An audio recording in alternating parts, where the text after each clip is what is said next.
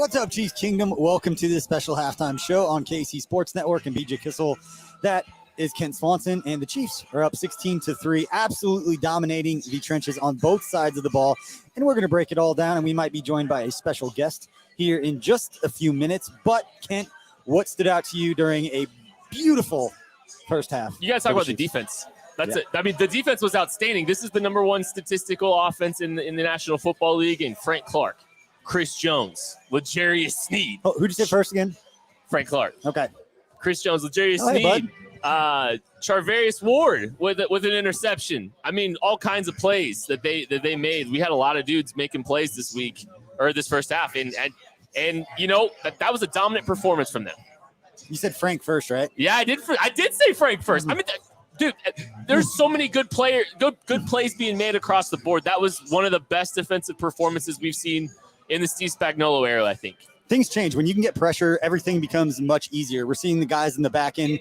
L'Jarius Sneed having the best game. You mentioned him first. That's been the best game that we've seen from him. That's saying They're something. Absolutely dominating in the Chris Jones, 2 sacks in the first half, absolutely getting after the Dallas Cowboys. And this is the game that some people thought this could be like a Super Bowl type preview. And we're seeing the Chiefs, much like we saw last week. It was just a matter of being patient. I'm trying not to go off on social. There's a lot of tweets that need to be deleted from some members of Chiefs Kingdom that never thought that we would be here. But trust, talent, and leadership, and eventually you're going to get there. Just stay healthy. What have you seen on the offensive side of the ball? Well, I mean, they started really hot and a lot of good things happening. And I mean, they were able to get the ball to Tyreek Hill, and Tyreek was making some plays, moving the chains consistently. They've had some issues here the last couple possessions. I mean, the defense has put them in a position to go up 3 scores 3 different times, and the Chiefs weren't able to capitalize any of those moments. So, yeah, that's been a little bit annoying, but I mean, they get the ball to start the second half. This is a big drive to start the second half here coming up. Yep. So far for the 2 quarterbacks, obviously that's where everything starts with Dak Prescott and Patrick Mahomes, 2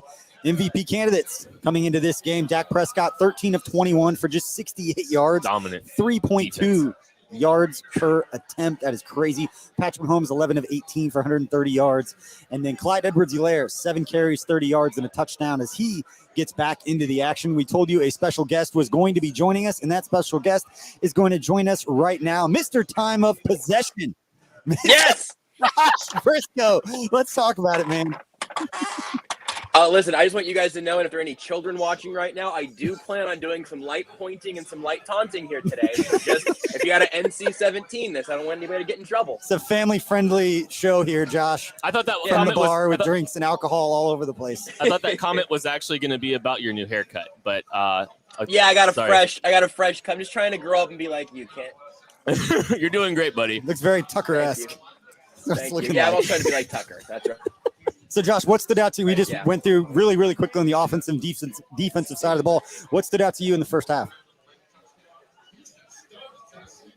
I mean, it felt like a carryover of the Raiders game. If we're going to do some assessment by vibes instead of by box score for a second, like this has felt very, very much like the Raiders game felt, which felt very, very much like the version of the Chiefs that we've all had a lot more fun watching than what we've seen over these last several weeks.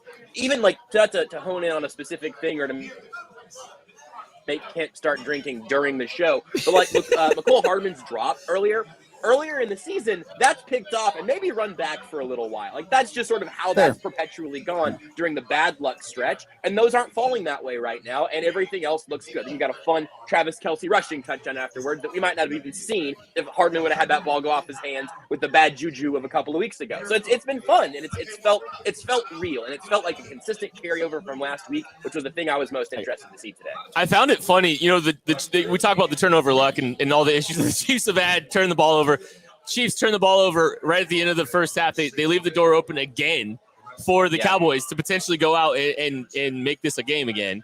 And what happens? The Chiefs go and return the favor. They go turn the ball. Okay, this has not been happening. The Chiefs haven't been getting their hands on any balls whatsoever. Okay. And now we see they turn it right back around, Josh.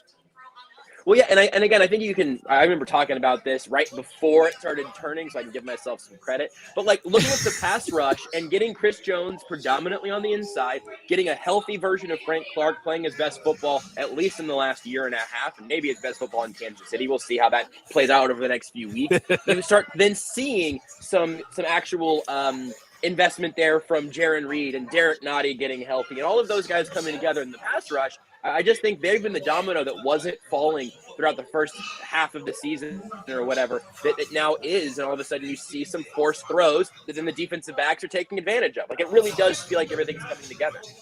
Josh, the most important question I have to ask you today as we sit here is, what is the inner monologue of Troy Aikman sounding like right now? I mean, here's... you live in... I mean, that's the thing, so... That's true. I should be able to literally hear. I should be able to look around and just be like, oh yeah, there's the inner monologue of Troy Aikman here. I'm living inside of his head. I think right now there's some visceral screaming, something about math. He's trying to come up with some witty percentages, and he really can't right now. The thing that's blowing my mind that really hadn't hit me until today is that he has extreme narc energy of like, I'm glad they're getting taunting out of the game and like just forcing that throw. But he was the quarterback of the 90s Cowboys. Like he practiced with like piles of cocaine instead of cones for different drills. Like, I don't understand how he's such a narc, but we were family friendly. Yeah, we were family friendly until we went Scarface pictures I didn't here. tell people to do drugs. I just said the name of one. I didn't swear. I haven't cursed. Well, BJ, of all people. We talked. I keep this thing as family fucking friendly as I can, Josh. Yes! Okay, just sneak it in there every once in a while. Get in there. We want to take a quick look. Tucker had it queued up. There was a beautiful sight in the first half, and I want to bring this up and get our reaction to it. Tucker, go ahead and bring up this beautiful, beautiful sight.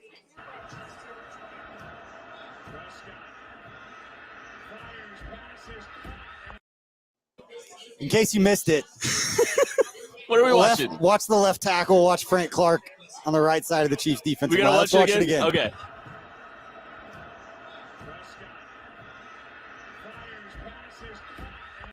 It's amazing what happens when you got power. It's amazing what happens when you can bull rush Blocking someone. sled. Yeah. It's a grown man that he's tossing around. Just a beautiful sight. That and Rashad Fenton on the sideline. We gotta get a gif of that. We gotta get a gif of Patrick Mahomes going like a horse. Yeah. That one was another big one. I'm trying not to spit too much. I'm sorry, Tucker. I think I just got Tucker. I was trying to aim over here. It's all good. I'm good. We want to keep this good? positive, but zone. Josh, it would have been very gifable, the reaction when McCole dropped that pass if there was a camera on this guy. I mean, it's very consistent. Yeah, you got to keep Kent hydrated because he loses so much moisture whenever McCole Hardman gets a target and steam starts coming out of his ears. So you've got to keep him well hydrated throughout a game. Keep going. A little good. more. You good? I'm good. I think I'll be all right. I can't. You guys are so small on my screen that I have to get people up in my mustache to like try to Tuck, see like, what are us. they doing? This is fun. That you should not have done. We have that recorded. That is going to be used. I feel like, now we got a gif of Josh. Perfect. I feel like someone's Meemaw right now. Being like, now which one turns on my microphone? Honey, are you in there? All right, what do we need to see from the Chiefs in the second half, Josh? Just keep that up. Like, just more of that, man. Again, like, the thing that might have been the most absent throughout the miserable games of this stretch, I think that the thing that was actually absent wasn't some good play here or there. It was feeling like they were in control, like they were actually the team setting the tempo, setting the bar, and then performing like it. And we've now seen it for a game and a half. Let's see it for another half, get that bye week, have some turkey, and come back after Thanksgiving. All right, you can find Josh Briscoe at Kent_Swanson on Twitter. Josh, thank you for coming and hanging out with us a little bit here. Tucker, don't take me off the screen. Tucker, take him off the screen. Really appreciate your help. Tucker. It's on a paper towel. Tucker, you're fired. That's my hand on the net. There's no E at the end. We told Josh we'd get him in and out in 5. He gave us a little bit more than that. Listen, at JB Briscoe. Thank you. We love our post-game show, but if you don't watch ours, watch Josh's because your stuff is great as well. Josh, I'm calling in on my way. Hey, I'm calling in on my way home. Streamload everything. I'm calling into the radio show on my way home. All right. I mean, if BJ wants to call in, that'd be fun. Yeah, I'll call in. Yeah, let's just say just BJ. Okay. Fake name. Fair enough. Yeah. All right, fine. Yeah, cool. let's do just that. Going to be a bunch of Frank Clark takes, and how many tweets are going to be deleted by Chiefs Kingdom. That's what I want to know. I don't delete tweets, unlike some people. Oh? Who deletes tweets? Nobody's ever deleted a tweet. I gotta go. I'm waiting to hear I'm trying to figure out who he's talking about. I don't know. All right. Tyrann Mathieu. Oh. What? Are you being crybaby ass? Is that what's happening here? No. My tears are in my eyes and my ass is unbaby-like. I'm All right. good. Josh Briscoe, thank you, buddy. Appreciate it. See you, buddy.